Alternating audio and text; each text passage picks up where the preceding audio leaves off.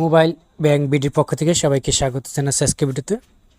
বন্ধুরা, আজকে ভিডিওতে আপনাদেরকে দেখাবো ব্যাংক এশিয়া থেকে স্মার্ট অ্যাপসের মাধ্যমে আপনারা আদার্স ব্যাংকে কীভাবে ফান্ড ট্রান্সফার করবেন, সম্পূর্ণ প্রক্রিয়া আজকে দেখাবো।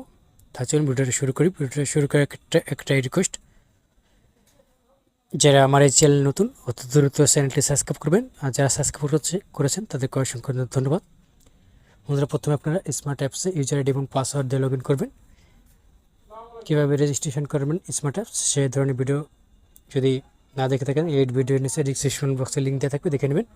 প্রথমে ইউজার আইডি পাসওয়ার্ড দিয়ে আপনার লগ ইন করবেন। লগ ইন বাটন ক্লিক করবেন। লগ ইন বাটন ক্লিক করলে একটু লোডিং নেবে বা প্লিজ ওয়েট দেখাবে, অপেক্ষা করবেন। তারপর আপনাকে ব্যাংক এশিয়া যে স্মার্ট অ্যাপসের মূল পেজ সেখানে নিয়ে যাওয়া হবে।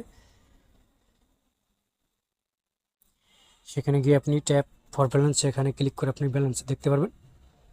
ফান্ড ট্রান্সফার করার জন্য আপনাকে প্রথমে বেনিফিশিয়ারি অ্যাড করতে হবে, সেজন্য আপনাকে সরাসরি চলতে যেতে হবে ট্রান্সফার এই অপশনে। প্রথমে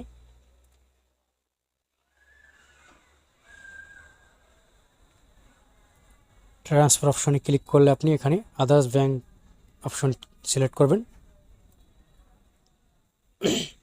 এখানে আপনি NPSB, RTGS এবং BEFTN টাকা পাঠাতে পারবেন। সেজন্য আপনাকে আগে বেনিফিশিয়ারি অ্যাড করতে হবে, সেজন্য আপনি এই অপশনে ক্লিক করবেন। বেনিফিশিয়ারি ম্যানেজমেন্টে ক্লিক করলে আপনাকে লোডিং নিয়ে একটু অপেক্ষা করতে হবে, লোডিং নেবে। তারপর নিচে যে প্লাস আইকন চিহ্ন দেখতে পাচ্ছেন সেখানে ক্লিক করতে হবে। দেখুন, এই যে বেনিফিশিয়ারি অ্যাড করা আছে অনেক অ্যাকাউন্ট, আমি প্লাস আইকন নতুন করে বেনিফিশিয়ারি অ্যাড করে দেখাচ্ছি। প্লাস আইকন ক্লিক করবেন। প্লাস আইকন ক্লিক করে ব্যাংক নামের জন্য আপনি কি সার্চ বার অপশন আছে, এখানে সার্চ অপশন, সেই সার্চ বার অপশনে ক্লিক করবেন। তাহলে ব্যাংকের লিস্টগুলো চলে আসবে।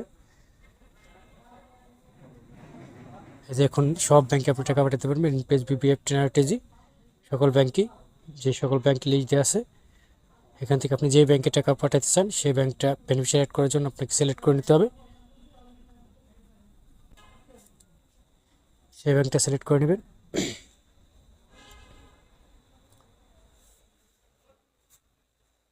সেই ব্যাংক সিলেক্ট করার পর ব্রাঞ্চ নামটা সিলেক্ট করতে হবে, একটু লোডিং নিচ্ছে, সময় লাগবে।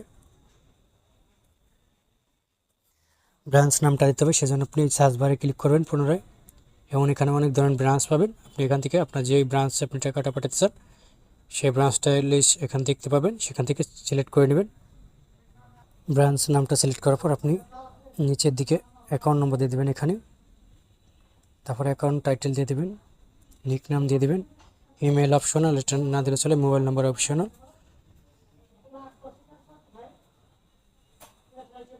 অ্যাকাউন্ট নম্বর দেওয়ার পরে যার নামে ব্যাঙ্ক অ্যাকাউন্টটা তার নামটা দিতে হবে। নিক নাম কিছু দিলে চলে, না দিলে চলে, সমস্যা নেই। ইমেল অ্যাড্রেস অপশনাল, মোবাইল নম্বর অপশনাল। প্রসেস বাটন ক্লিক করে দেবেন, একটু লোডিং নেবে। প্রসেস বাটন ক্লিক করার পরে ওটিপি চলে যাবে আপনার রেজিস্টার্ডকৃত মোবাইল নম্বরে।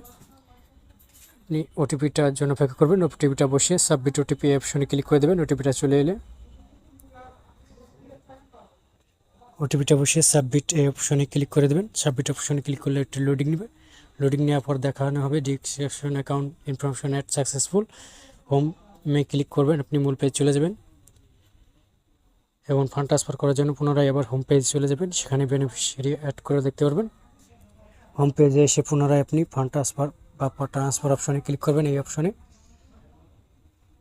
ট্রান্সফার অপশনে ক্লিক করে আপনি আদার্স ব্যাংক ট্রান্সফার অপশনে ক্লিক করবেন এবং এখান থেকে বেনিফিশিয়ারি সার্চ বারে ক্লিক করবেন। NPSB, BEFTN যে মাধ্যমে টাকা পাঠাতে চান সেটা সিলেক্ট করবেন।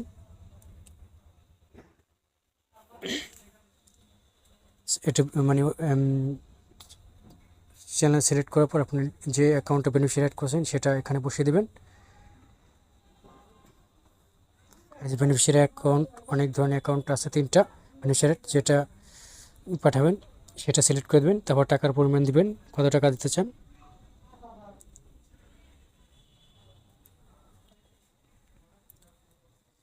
যেমন এখানে রিমার্কের জায়গায় কিছু লিখে দেবেন,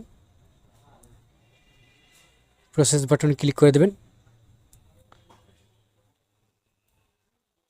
যাই লিখে দেখেন না কেন কোনো সমস্যা হবে না। প্রসেস বাটন ক্লিক করার পর আপনার রেজিস্টার্ড কৃত মোবাইল নম্বর ওটিপি যাবে, রেজিস্ট্রেকৃত মোবাইল নম্বর ওটিপি প্রদান করেছে সেই ওটিপিটা বসিয়ে সাবমিট ওটিপি অপশনে ক্লিক করে দেবেন। আর যদি দেখেন যে আপনার ওটিপিটা আসে না, কোনো সমস্যা হচ্ছে, তখন আপনি আগে যদি কোনো লেনদেন করে থাকেন সেই ওটিপিটা বসাবেন, ওই ওটিপিতেই কাজ হয়ে যাবে, আগের ওটিপিতেই। ওটিপিটা বসে সাবমিট ওটিপি অপশনে ক্লিক করে দেবেন, একটু লোডিং নেবে। এনপিএসবির মাধ্যমে টাকা পাঠাতে আপনার 10 টাকা চার্জ কাটবে। দেখুন ফান্ড ট্রান্সফার সাকসেসফুল হয়েছে। তো বন্ধুরা এভাবে খুব সহজে আপনি ফান্ড ট্রান্সফার করতে পারবেন কোনো ঝামেলা ছাড়াই, খুব সহজে। তো বন্ধুরা ভিডিওটা দেখে যদি আপনার একটু উপকার হয়ে থাকে বা ভালো লাগে থাকে, ভিডিও নিচে লাইক বাটন দেখবে, লাইক করে দেবেন, কমেন্টে মতামত জানাবেন, শেয়ার বাটন ক্লিক করে ফেসবুকে শেয়ার করে দেবেন, সাবস্ক্রাইব বাটন ক্লিক করে ডান পাশে যে বেল বাটন আছে সেখানে অল নোটিফিকেশন অন করে দেবেন। পরবর্তীতে এই ধরনের করে ভিডিও আপলোড করলে সবার আগে চলে যাবে আপনার মোবাইলে। বন্ধুরা ভিডিওটা দেখার জন্য ধন্যবাদ। আল্লাহ হাফেজ, ভালো থাকুন সকলে।